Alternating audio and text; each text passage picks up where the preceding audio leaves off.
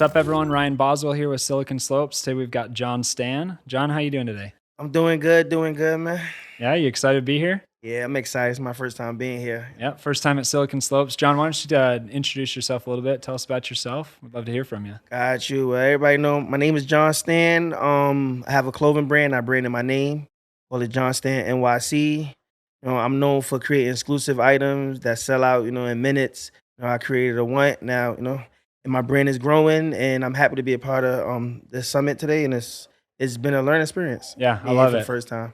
We appreciate you coming out. We're excited. Originally from New York, correct? Brooklyn? Yeah. But now Brooklyn, you're New here in York. Utah, right? Where in Utah are you from? So I'm in here, and I'm still trying to figure everything out. And I've been here, I still Yeah. use my GPS to get around. Still trying to settle. You know- I'm from Chicago. I still can't figure out the street names here. For me, it's funny because I got this. I feel like if I don't want to know the names, like I don't want to say I don't need my GPS no more because I feel like it's taking away me being a visitor, Yep. So I still use it. I still use my GPS, even if I know the location I sometimes. love it. I think that's one of the cool things about Utah is as long as you're here, there's always something new that's going on. There's something you've been here in Utah for a year, right? Yeah. And this is your Yeah. first time at Summit. We're like halfway through our first day at Summit. It's September 29th. How are you feeling? What are your thoughts on Summit so far? It's a fun experience, and it's also a learning experience. And you meeting different people, and everybody have their own vision, but it all ties back into one thing: community or like partnership or different opportunities. And it's everybody's on the same page, like going forward when it comes to the future, when it comes to tech, community, different projects, different things. And I'm happy to be part of it. So let's talk about your background just a little bit. How did you get started in fashion? How did you get started in what you're doing? How did you build your brand? Where are your roots and how did things get started for you? So for me, I always been into fashion, and I came from being creative. It wasn't just that I wanted to be a fashion. I wanted to just be creative. I had to be, how can I say this? I had to be creative when it came to my clothes, because due to like the lack of resource of the clothes I had, I had to be creative to create something new to go, hey, that's simple, that's worn down, but I turned it into my own, so that was something I had to be creative in. When it came to being a fashion designer, I never called myself a fashion designer. I just called myself a creator, something that I want to create that the world never seen or things like that. And it just tied in like, hey, so what are you going to do? You're going to take this serious and be a fashion designer? And for me, it was like, nah, I'm going to just continue to create what I want to wear, and that's it. I never thought about selling at the time.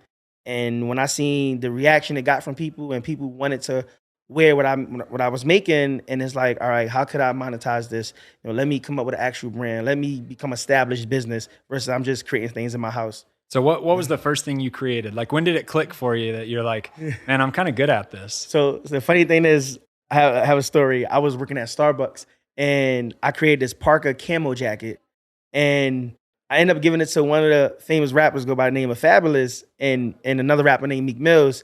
And I didn't think about it like what could come out of it. So I ended up making the jackets for them, and I was at work, and my phone started just vibrating, going crazy. And everybody was like, yo, your jacket is everywhere. Everybody want these jackets you made.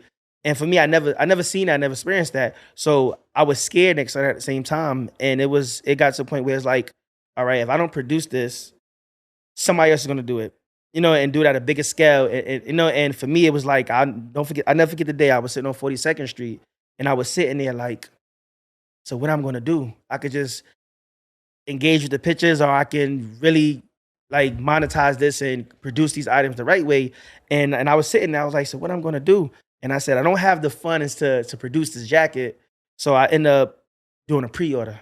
I did a pre-order, and I let everybody know, like, hey, I'm doing a pre-order. I'm gonna keep the jacket exclusive to only 100 jackets. And I'm gonna let y'all buy it. I sold them for around like $570 a jacket. Everybody was like, yo, I want it. And it was so crazy because I'll never forget this. And I hope they hear this. This is a brand from Japan called Lafayette. They reached out to me right away. They said, hey, we want to work with you. Let's do something. And I'm like, wait, work with me? I don't even know how to go forward with my brand. Like, how could y'all work with me? I didn't know how that looked, or how that would take place. So I got scared and paid the email, no mind. And that's when the brand started. Even though I was scared because I never produced this amount of items. I didn't even know where to get items made out of other than making them in my house. So this was something new, and it was scared, but that's when the brand took off to go, I have something. People actually paying attention to me. Let me go forward with it. And that's what I did. I think the really cool thing that you're talking about here is like there's no limit, one, to being a creator, and two, to being a producer, right? Because obviously you're a creator, you're creating things that people like, that people love, but you're also producing a community and you're producing people on a similar vision that people are excited to talk about. So one question that I have is like, you jumped in with no selfish intentions, right? Like you just started doing something that you loved. How were you able to so quickly like just integrate yourself and get connected with people? Right? Because you have to distribute what you create to people. That's often the hardest part of building a community is like actually getting the first 5 people, first 10 people in the door. So what was that connection like for you, and how did you rely on outside sources or people that you knew to expand your network to grow the people that you were taking your product to? So, so for me, I knew early on that fashion, it was to me it wasn't really a industry. I always looked at fashion as a community, and a part of community, everybody played different parts. So I know that tie into music. I know that tie into art. I know that tie into different things. So I always said, how could I take my fashion, what I'm doing, and tie it to all these different industries and all these different outlets of other creators? So that's something I kind of focus on, and that's how I target my community, to different people that's creating, and I got this saying to where people buy into you as a person, and I always led with my story, and people was more engaging with that versus items of hats or shirts. They was like, all right, we can buy clothes anywhere, but this guy's story is way more interesting because why? Because I can relate to him, and that's what made people want to follow my journey and spread the brand, spread the name. Like it wasn't just like, hey, I bought a hat. It was more of, hey, I bought this hat from this guy that started, from here. I can relate to him, or like even though I can't relate to him, I can see where he's going. Like I never wanted to do that. I never wanted to do that, but I see somebody doing it, and I can learn and I can grow from that person. So that's what kind of sparked everybody pretty much following my Rags to Riches story. That's what kind of really caught everybody's attention. That's awesome. So just as you were explaining that, like one of the things I was wondering about is what did that timeline look like from the first time you produced those jackets, passed them off to, remind me of the 2 rappers. So, you said Meek Mill and you said Fabulous. And Fabulous, right? So like, what did that timeline look like from the first time that you created the product to your phone blowing up when you were working at Starbucks? What was that timeline like? So it was actually, so when I gave the rappers the jackets, I didn't think nothing of it. I didn't know how to monetize off of social media. So it was like I gave the rappers the jackets. My word is good enough.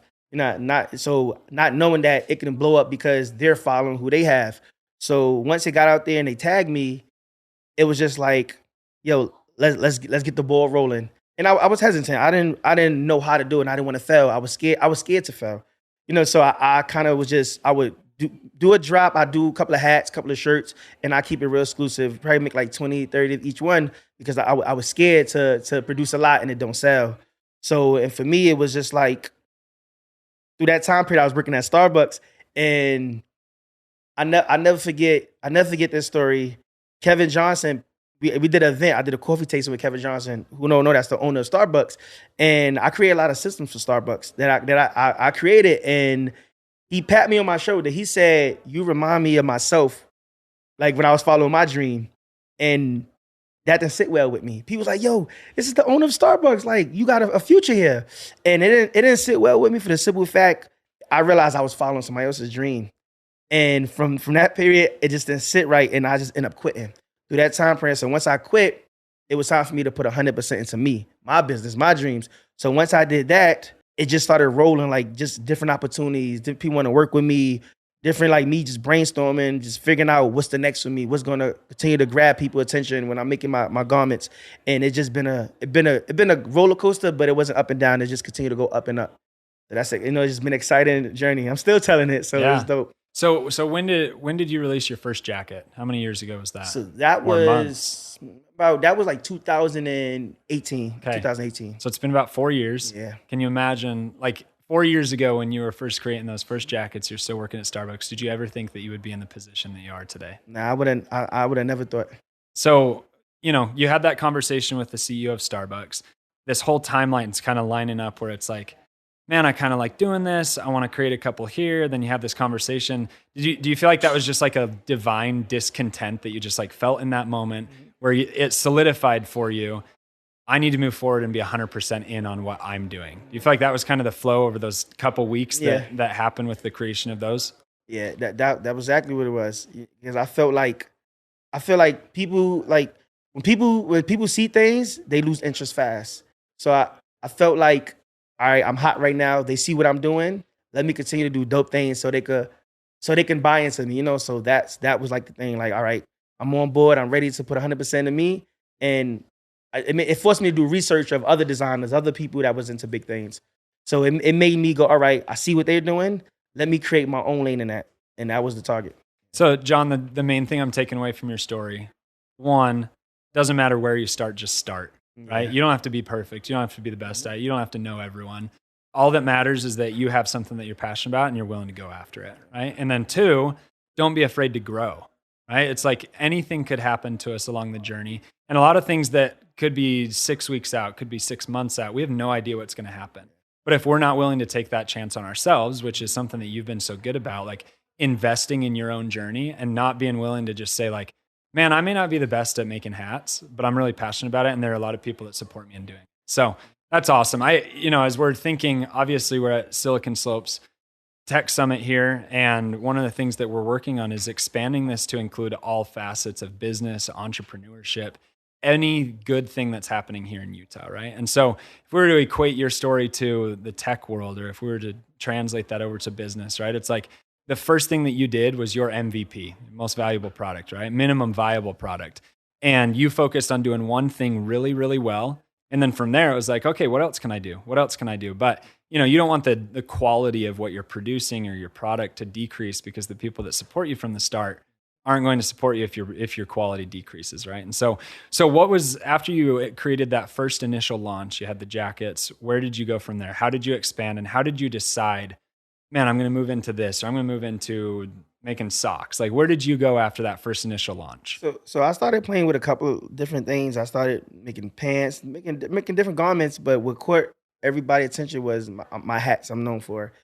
And how that took off is I want to do something a little different. When people noticed the hat, I could have easily went, let me put it on celebrities, but I didn't want to go that route because then it was like, all right, we see John, he make a product, a celebrity wear it, and then vice versa. It just goes on to people wanting now. I wanted to challenge myself. I could have easily gave the hats to different celebrities that I built relationships with, but I didn't. I wanted to see how could I create my own audience, my own community. So when I designed the hat, I brought everybody along a part of that journey. Like, all right, I'm going to create this hat. Now I'm going to create a want for it. So what I did was I let people know, like, I'm going to do a first drop, which was 50 hats. Sold out. Then I waited a few months. I said, all right, now I'm going to do another drop. I'm going to do 100 hats. And then it continued to scale. So I didn't rely on celebrity influence to create a hype behind the product. I created myself, and it created a buzz with the community because, and going back into telling my story with it, they like, yo, this guy is growing, his brand is growing. And then celebrities caught on to the wave of, yo, we gotta get our hands on his hat. So that was the idea, to create my own identity, like, versus just having my brand, celebrities wearing it, everybody know about it, and then it's hot, then it's not. I wanted to create the audience to follow me in my community. They go, all right, this guy created something that's a want, and I can't get my hands on it. So now I have to follow him. I have to, be on his Instagram all the time, notifications on, because I want this hat, and that's what made the hype. And now from there, it's just continue to grow anything I drop now. So it wasn't like an intentional level of scarcity that you introduced, right? It was just kind of natural. And, yeah. And then you realized, man, if I keep people involved, included, if they're excited about what we're building, right? The first thing they connected to is your vision, right? And the mission for what you're building. And your story of, I have something that I want to do, I'm going to be willing to go for it, and I'm going to pave my own path and not follow someone else. That's something that every single person can relate to, right? And so if you're building a community, it's important to know what you connect with the people that are going to be following and joining you on your journey, right? And a lot of people look at social media as, I'm talking at my audience. This is me for a way to interact at my audience. The most successful people on social media are the people that talk with their audience. And I think you've done a really good job of being able to communicate through your products with your people that support you, so that year round, doesn't matter if you drop something at 2 a.m., at 2 p.m., people are online and ready to go. So what's been a way that you've been able to work with other people? Let's talk about network effect here, right? It's like, how have you been able to work with other people to influence the growth and the solidity, the solidification of your brand? Have you been able to interact with other people to help your brand grow? Yeah. So I did a couple of collabs with different few people. I did a collab with the Utah Jazz, Black History Month. No, I did that, and that was big. It really kind of grew my brand, especially coming to Utah, and really put me in the forefront when it comes to being a creator.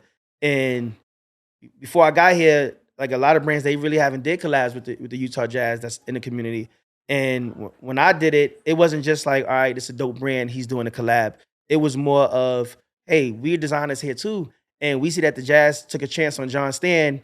Maybe next year, I could put the work and I could build my following. I could, continue to work hard with my brand. And next year I can do a collab with the Utah Jazz. So that was a beautiful part about it, doing those type of projects. Cause it wasn't, the goal is to be successful and, make a good profit off it. But the win, to me, the win was that other people could say, hey, I know this guy, he did it. That means I know it's possible. I know it could be done. So that was the win for me when it comes to just growing a thumbs up and growing my brand, doing collabs with people. So you did a collab with the Utah Jazz, yeah. Homegrown, right? We're in Vivint Arena where the Jazz played. Tell me a little bit about that project. Yeah, so the funny thing was, Phil, Black History Month was coming up, and I got this thing where I can do it by myself.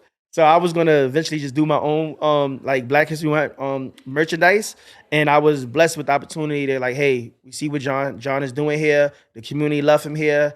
It just makes sense, It just makes sense. And when they brought me on, that was my main concern was how he's gonna tell my story, because we can easily make an item and we can easily make something, and the Jazz brand, my brand, they're gonna buy it. They bought it to us, but to know the reason why we doing it and who we want to catch this and who's going to inspire, I wanted to make that the main vision, and both parties understood that was the goal, to inspire others that they can do it too.